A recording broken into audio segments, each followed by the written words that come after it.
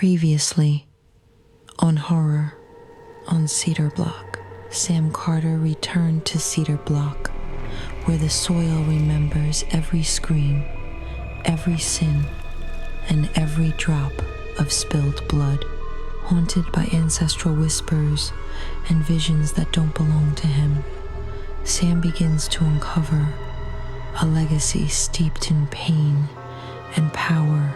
Beneath a lynching tree, he meets Mama Mars, a voodoo priestess with fire in her eyes and secrets in her soul. Their connection is immediate, electric, and forbidden. But when Sam unearths a box buried by his vampire great-grandfather, the past doesn't just resurface, it awakens. The spirits are restless, and the blood debt is coming due. Horror on Cedar Block. Horror on Cedar Block.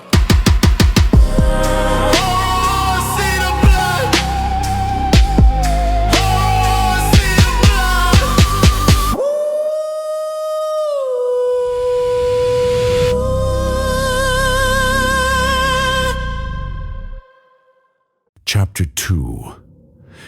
Ashes on the altar. The moon hung heavy above Cedar Block, like a judge waiting for the gavel to fall. In the sweltering heat of the Louisiana night, Mama Mars stood barefoot in her overgrown backyard, her eyes closed, her breath slow. Ashes from the ritual fire drifted over her silver head wrap, like snowfall, soft and ominous. The flames hissed low as they consumed pages torn from her family's forbidden grimoire, a relic passed through blood, hidden from white men and church hands for over a century. Inside the worn shotgun house, Sam Carter clutched a weathered journal. His great-grandfather's handwriting trembled with madness and grief. The entries described a love affair between a vampire and a voodoo queen, Seraphine, his ancestor. And next to her name, one word: cursed. The pages reeked of secrets, blood pacts, rituals of resurrection, and a whispered name: Ghost. A cold wind blew through the cracked windows, though the air outside hadn't shifted. Sam's candle flickered violently. He felt it again. That pressure in his chest, like something was watching him, moving through him. On the wall, shadows began to dance, and his reflection in the dusty mirror grinned before he did. In the distance, sirens screamed, but they didn't sound modern. They were old, mournful, the same that rang when bodies swayed from trees and fire baptized black skin. Sam didn't know it yet, but the past wasn't behind them. On Cedar Block, the past was buried barely, and something old had begun to stir beneath the soil. The blood remembered, and it was waking up hungry. And it wasn't just blood that remembered. Pain did too. And betrayal? It burned brightest of all.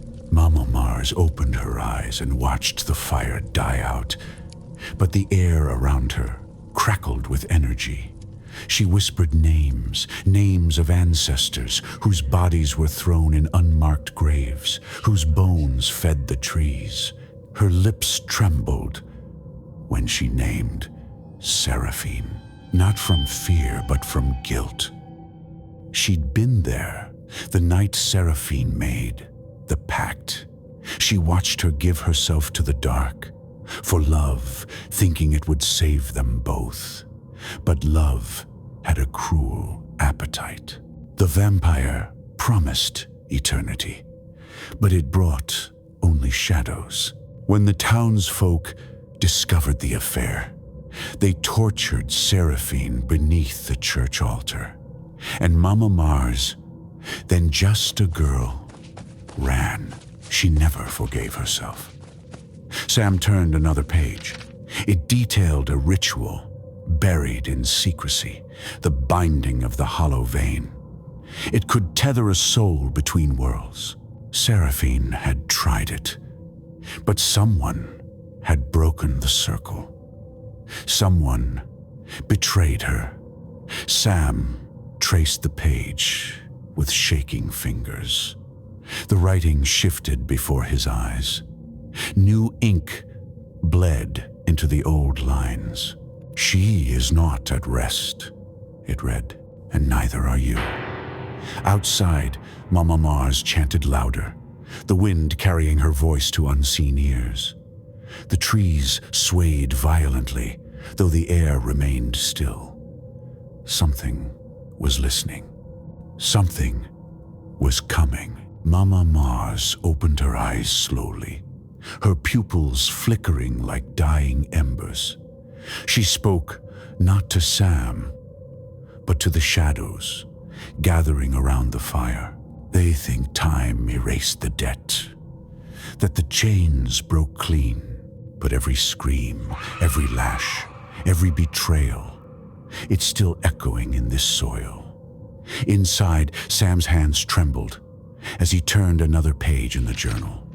The ink was smeared in places, as if written during a thunderstorm or with shaking hands. The next entry mentioned a child, born of blood and ritual, hidden in the bayou and protected by spirits who fed on nightmares. She was not meant to live. The entry read, "But death rejected her." A memory stirred within Sam, his father, silent and angry, locking away certain rooms in their house, warning Sam never to speak to the dead girl who sometimes giggled behind the walls. At the time, he thought it was just childhood delusion. Now he wasn't so sure. Back outside, Mama Mars bent and placed a piece of obsidian into the fire. The flames turned green. Smoke curled into the shape of a woman's face, beautiful and broken, weeping tears of ash. She trusted him, Mama Mars whispered, loved him, and he sold her soul for power. Sam stepped onto the porch, the journal clutched to his chest. Who was she? Mama Mars didn't look at him. Her voice came low, nearly lost in the crackle of the fire. Your great-grandmother, Seraphine. In the dark, something laughed. A deep, throaty sound that didn't belong to any living thing. Sam looked to the tree line, and for the briefest moment, he saw her bare foot, glowing, crying blood, and smiling. The blood moon was coming. Sam turned the page of the journal with trembling fingers, the scent of mildew and something older clinging to the fragile paper. The next entry was dated 2 weeks before his great-grandfather's disappearance, and the ink was darker, angrier. They promised power, not damnation. It read, Legba lied, and Seraphine.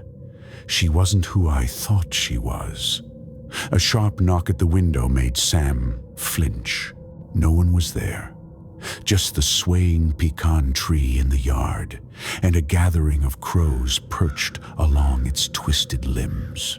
Their eyes gleamed red in the candlelight, unblinking, watching.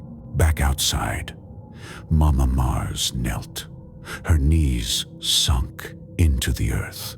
She whispered not to the gods, but to her ancestors, those who died screaming and unavenged.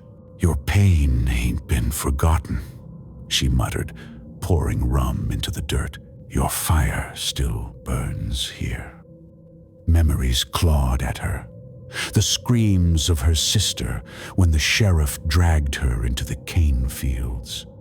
The way her mother's hands shook when white men came to the porch asking questions they already knew the answers to. Cedar Block was built on broken promises and spilled blood, and no amount of church sermons or polite silence could cleanse that. Inside, the shadows thickened. Sam stared at the mirror. His reflection had stopped mimicking him. It stared back, curious, then lifted its hand slowly and traced a symbol into the glass. An old Vev, sacred and forbidden. Sam's heart pounded. He had seen it in the book, next to a passage about gateways and soul possession. In the distance, the bells of the old church rang once. Though the building had burned down years ago, Mama Mars stood slowly, wiping tears from her eyes. It's starting, she whispered. Lord, help them. It's starting. Cedar Block.